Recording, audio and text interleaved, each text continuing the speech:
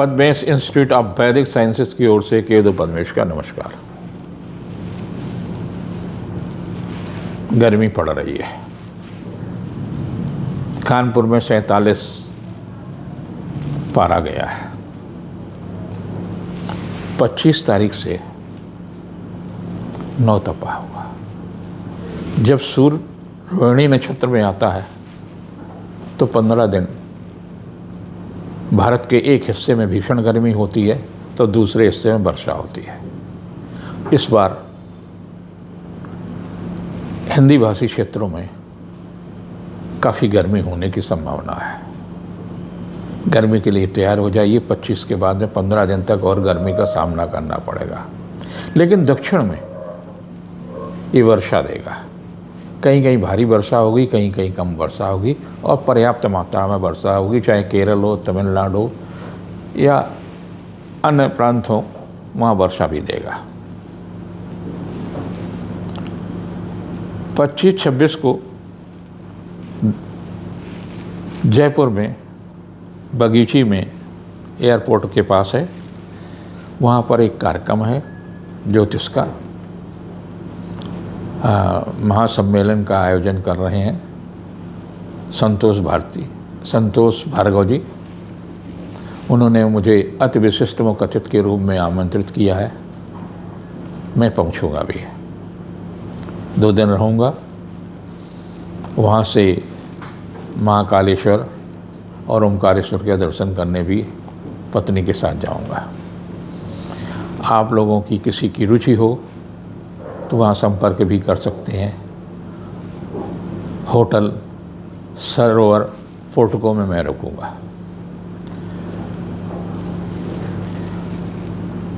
तेईस तारीख को बड़ा अद्भुत संयोग है। भगवान विष्णु ने इस सृष्टि को समुचित रूप से संचालित करने के लिए 10 अवतार लिए हैं, जिसमें से 23 तारीख को ही 2 अवतार हैं। कूर्म अवतार है और बौद्ध अवतार है।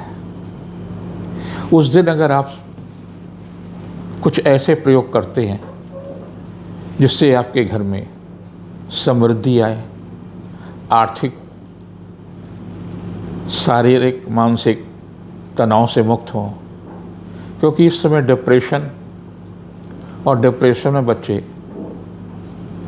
शराब के नशे में झूमते और कई बार अपराध तक पहुंच जाते हैं। ऐसी स्थितियों में हमारे मनीषियों ने आपके लिए तमाम प्रकार के उपाय बताए।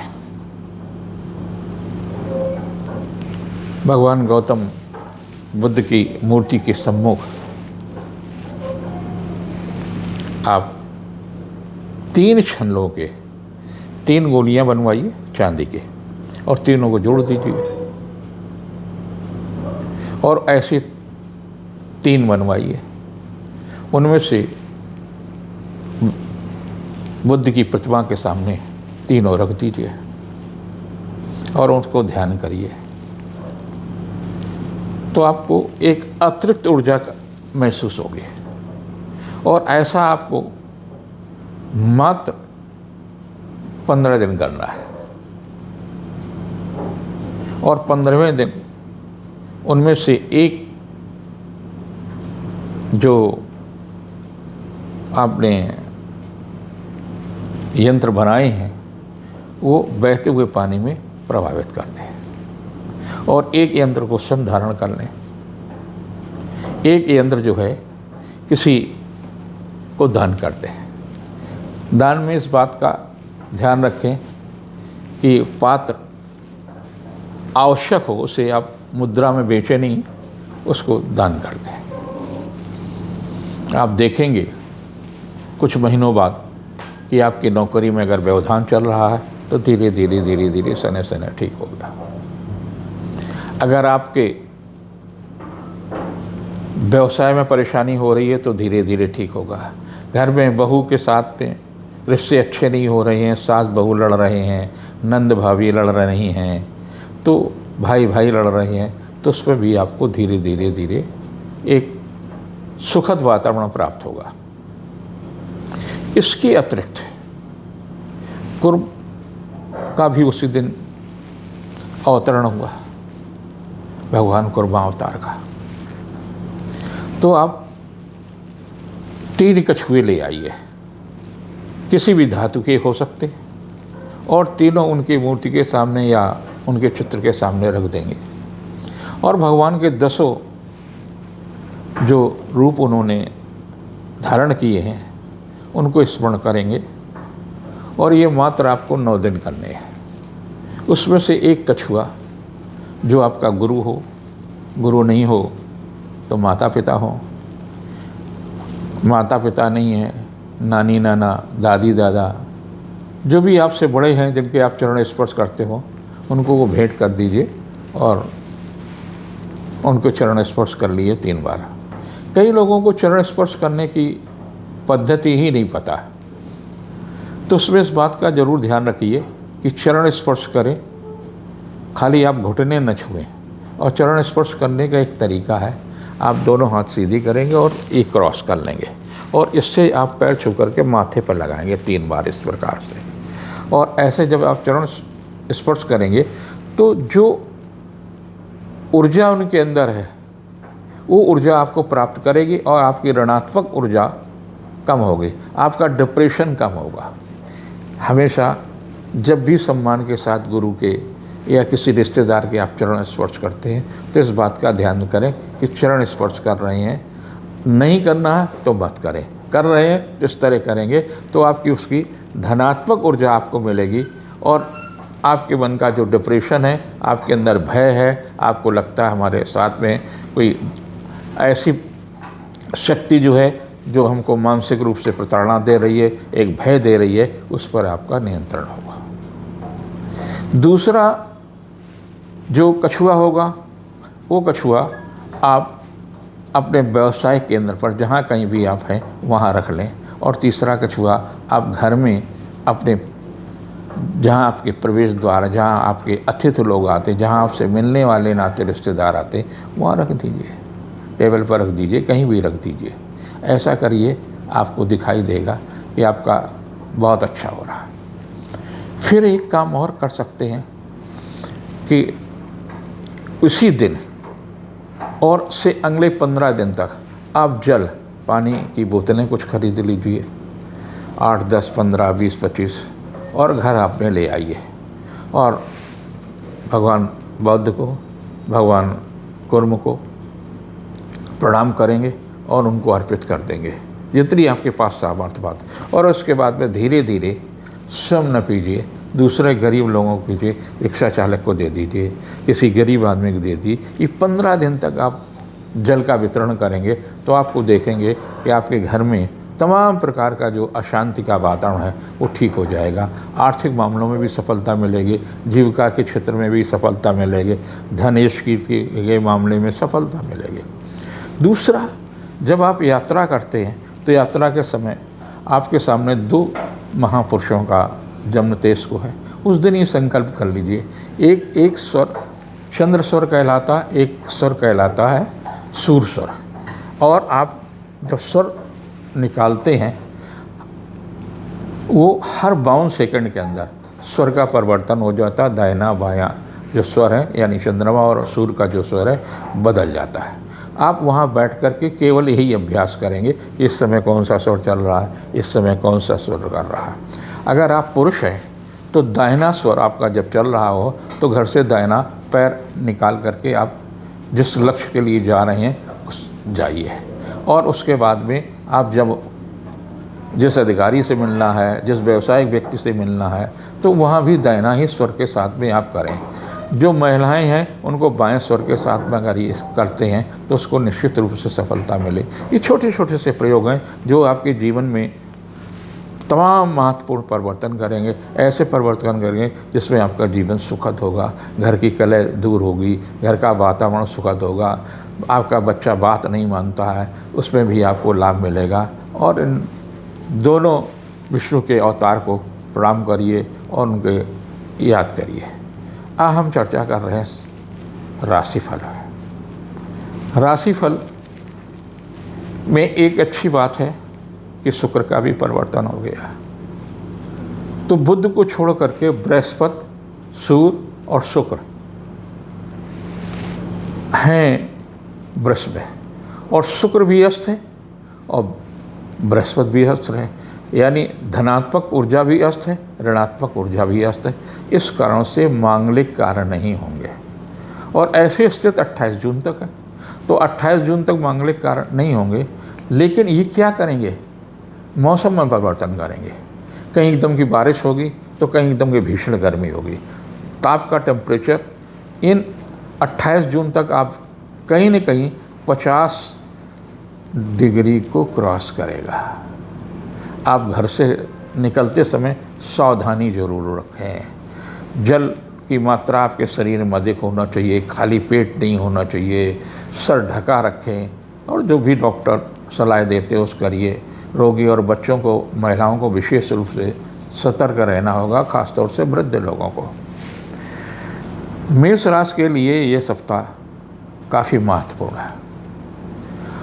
20 से लेकर के 26 तक का जो कालखंड है वो काफ़ी महत्वपूर्ण रहेगा। आर्थिक मामलों में भी सफलता मिलेगी, धन यश कीर्ति में वृद्धि होगी। 21-22 को रिश्तों में निकटता आएगी, राजनीतिक और पारिवारिक मामलों में सफलता मिलेगी, दाम्पत्य जीवन आपका सुखद होगा। लेकिन 23 और 24 स्वास्थ्य के लिए अच्छे नहीं है, आपको सावधानी बरतनी होनी चाहिए। मौसम के रोग के प्रति भी, खान पान में भी सावधानी रखें। उसके बाद में आपका 25 का जो दिन है वो काफ़ी अच्छा जाएगा आर्थिक मामलों में, और कोई सुखद समाचार भी मिल सकता है। जिनकी वृष राशि है उनके लिए ये सप्ताह काफ़ी सुखद होगा, क्योंकि आपकी राशि पर आपका राशि का स्वामी शुक्र, बृहस्पति और सूर्य की युति होगी, तो कहीं न कहीं आत्मविश्वास पैदा होगा। भले ही शुक्र और बृहस्पति अस्त, लेकिन कुछ न कुछ प्रतिशत में आपके अंदर आत्मविश्वास पैदा होगा। आर्थिक मामलों में भी सफलता मिलेगी, धन यश कीर्ति में भी सफलता मिलेगी, जीविका के क्षेत्र में प्रगति होगी, व्यवसायिक मामलों में लाभ मिलेगा। 26-20 तारीख को थोड़ा सा तनाव मिल सकता है, स्वास्थ्य के प्रति सचेत रहने की आवश्यकता है। 21-22 उपहार या सम्मान में वृद्धि होगी, रिश्तों में निकटता आएगी, पारिवारिक जीवन सुखमय होगा, लेकिन स्वास्थ्य के प्रति सचेत रहने की आवश्यकता है। 23-24 को दाम्पत्य जीवन सुखमय होगा, पारिवारिक प्रतिष्ठा बढ़ेगी, रिश्तों में निकटता आएगी, जीवन साथी का सहयोग रहेगा। वहीं 25 तारीख कुछ तनावपूर्ण रहेगी, स्वास्थ्य के प्रति सचेत रहने की आवश्यकता है। जिनकी मिथुन राशि है, आपके लिए ये सप्ताह काफ़ी भाग दौड़ का रहेगा। संवेदनशील राशि है, तो संवेदनशील होने के कारण से आपको स्वास्थ्य के प्रति सचेत रहने की आवश्यकता है। व्यर्थ की परेशानी भी हो सकती है, व्यर्थ का तनाव भी मिल सकता है। ख़ास तौर से 20 तारीख को कुछ पारिवारिक मामलों में तनाव मिल सकता है। वहीं 21-22 को आर्थिक मामलों में सफलता मिलेगी, व्यवसायिक प्रयास सुखद होंगे, संतान के दायित्व की पूर्ति होगी। 23-24 को स्वास्थ्य के प्रति सचेत रहने की आवश्यकता है, मौसम के रोग के प्रति सचेत रहें। और 25 को आर्थिक मामलों में सब अच्छा लाभ मिल सकता है, लेकिन रुपए पैसे के मामलों में सावधानी रखें। जिनकी कर्क राशि है उनकी भी व्यस्तता बढ़ेगी, पारिवारिक मामलों में, स्वास्थ्य के मामलों में सफलता मिलेगी, धन व्यय होगा, आर्थिक मामलों में जोखिम न उठाएं। 20 तारीख को व्यस्तता अधिक बढ़ सकती है, तनाव मिल सकता है। 21-22 को आर्थिक मामलों में सफलता मिलेगी, धन यश कीर्ति में वृद्धि होगी, शासन सत्ता का सहयोग मिलेगा। 23-24 को किया गया पुरुषार्थ सार्थक होगा, रिश्तों में निकटता आएगी। वहीं 25 तनावपूर्ण तिथि है, आर्थिक मामलों में सफलता मिलेगी, लेकिन मन अशांत रहेगा, स्वास्थ्य के प्रति सचेत रहने की आवश्यकता है। जिनकी सिंह राशि है उनके लिए राजनैतिक दृष्टि से काफ़ी महत्वपूर्ण सप्ताह कहा जा सकता है। उपहार या सम्मान में वृद्धि होगी, रिश्तों में निकटता आएगी, पारिवारिक जीवन सुखमय होगा। 20 को मन खिन्न रहेगा, स्वास्थ्य के प्रति सचेत रहने की आवश्यकता है। 21-22 उपहार या सम्मान में वृद्धि होगी, रिश्तों में निकटता आएगी, किया गया पुरुषार्थ सार्थक होगा। और 23-24 को घर गृहस्थी के कार्यों में व्यस्त हो सकते हैं, कुछ न कुछ भौतिक वस्तुओं में वृद्धि होगी, भौतिक सुखों में वृद्धि होगी, लेकिन किसी रिश्तेदार के कारण तनाव मिल सकता है। 25 को 26 को आर्थिक मामलों में सफलता मिलेगी। धन सम्मान यश कीर्ति में वृद्धि होगी, रिश्तों में निकटता आएगी। जिनकी कन्या राशि है उनके लिए सप्ताह काफ़ी महत्वपूर्ण है। आर्थिक मामलों में सफलता मिलेगी, धन यश कीर्ति में वृद्धि होगी। 20 कुछ तनावपूर्ण तिथियाँ हैं, व्यर्थ की परेशानी रहेगी। 21-22 को किया गया पुरुषार्थ सार्थक होगा, रिश्तों में निकटता आएगी। 23-24 को भाई बहनों का सहयोग मिलेगा, किया गया पुरुषार्थ सार्थक होगा। और 25-26 को उपहार या सम्मान में वृद्धि होगी, रिश्तों में निकटता आएगी। जिनकी तुला राशि है उनके लिए ये सप्ताह काफ़ी व्यस्तता का होगा। 20 को मन खिन्न रह सकता है, शारीरिक कष्ट मिल सकता है, मानसिक तनाव बढ़ सकता है। 21-22 को आत्मविश्वास में वृद्धि होगी, सुखद समाचार मिलेगा, व्यवसायिक प्रतिष्ठा बढ़ेगी। 23-24 को धन सम्मान यश कीर्ति में वृद्धि होगी, सुखद समाचार मिलेगा। और 25-26 को किया गया पुरुषार्थ सार्थक होगा, रिश्तों में निकटता आएगी, पारिवारिक जीवन सुख में होगा। जिनकी वृश्चिक राशि है उनके लिए भी ये सप्ताह भाग दौड़ का रहेगा। ससुराल पक्ष से कुछ सहयोग मिलेगा और वहाँ जाना भी पड़ सकता है, यात्रा भी मिल सकती है, नए व्यवसाय की सोच भी सार्थक हो सकती है। 20 कुछ मन खिन्न करने वाला है। वहीं 21-22 को भी स्वास्थ्य के प्रति सचेत रहने की आवश्यकता है। 23-24 को रिश्तों में निकटता आएगी, पारिवारिक जीवन सुखमय होगा, आर्थिक मामलों में सफलता मिलेगी। 25-26 को पारिवारिक प्रतिष्ठा बढ़ेगी, उपहार या सम्मान में वृद्धि होगी। जिनकी धनु राशि है व्यवसायिक दृष्टि से काफ़ी व्यस्त हो सकते हैं, आर्थिक मामलों में वृद्धि होगी, धार्मिक सांस्कृतिक उत्सव में हिस्सेदारी रहेगी। 20 को मन थोड़ा सा खिन्न रहेगा। 21-22 को किया गया पुरुषार्थ सार्थक होगा, संतान के दायित्व की पूर्ति होगी। 23-24 को स्वास्थ्य के प्रति सचेत रहने की आवश्यकता है, अनचाही यात्रा करनी पड़ सकती है, रुपए पैसे के लेन देन में सावधानी रखें। 25-26 को व्यवसायिक प्रयास फलीभूत होगा, शासन सत्ता का सहयोग मिलेगा। जिनकी मकर राशि है व्यवसायिक मामलों में लाभ मिल सकता है, उपहार या सम्मान में वृद्धि होगी, सामाजिक प्रतिष्ठा बढ़ेगी, धन पद प्रतिष्ठा में वृद्धि होगी। 20 तारीख कुछ मन खिन्न हो सकता है, रिश्तों में निकटता आएगी। 21-22 को किया गया पुरुषार्थ सार्थक होगा, उपहार या सम्मान में वृद्धि होगी, शासन सत्ता का सहयोग मिलेगा। 23-24 को निश्चित रूप से धन सम्मान यश कीर्ति में वृद्धि होगी, उपहार या सम्मान में लाभ मिलेंगे। 25-26 को पिता या धर्मगुरु का सहयोग मिलेगा, उपहार या सम्मान में लाभ मिलेगा। कुंभ राशि के लिए शनि की 7.5 चल रही है, शुक्र अस्त है, बृहस्पति अस्त है, फिर भी आपको धार्मिक यात्रा मिलेगी, देव दर्शन के अवसर प्राप्त होंगे, धार्मिक या सांस्कृतिक उत्सव में हिस्सेदारी रहेगी। 20 को व्यस्तता रहेगी, व्यर्थ के तनाव भी मिल सकता है। 21-22 को आर्थिक मामलों में सफलता मिलेगी, जीविका के क्षेत्र में प्रगति होगी। 23-24 को यात्रा देशाटन की स्थिति सुखद व उत्साहवर्धक होगी, पारिवारिक जीवन सुखमय होगी। 25-26 को रिश्तों में निकटता आएगी, धन सम्मान यश कीर्ति में वृद्धि होगी। जिनकी मीन राशि है उनके लिए भी व्यस्तता का है, मन खिन्न रहेगा, धन व्यय होगा, कहीं न कहीं तनाव रहेगा, फिर भी मित्रों के से बचें, मन को खिन्न ना होने दें। 20 को आलस रहेगा। 21-22 उपहार या सम्मान का लाभ मिल सकता है, रिश्तों में निकटता आएगी। 23-24 को शासन सत्ता का सहयोग रहेगा, किया गया पुरुषार्थ सार्थक होगा, भाई बहनों का सहयोग मिलेगा।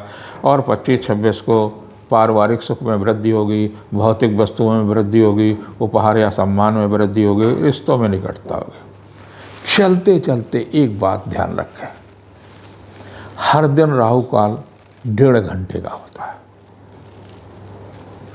इस 90 मिनट के कालखंड में किसी को भी रुपया उधार मत देना। अगर आपने रुपया उधार दिया है तो रुपया डूब सकता है। राहु काल में रुपए पैसे को उधार मत दें। धन्यवाद।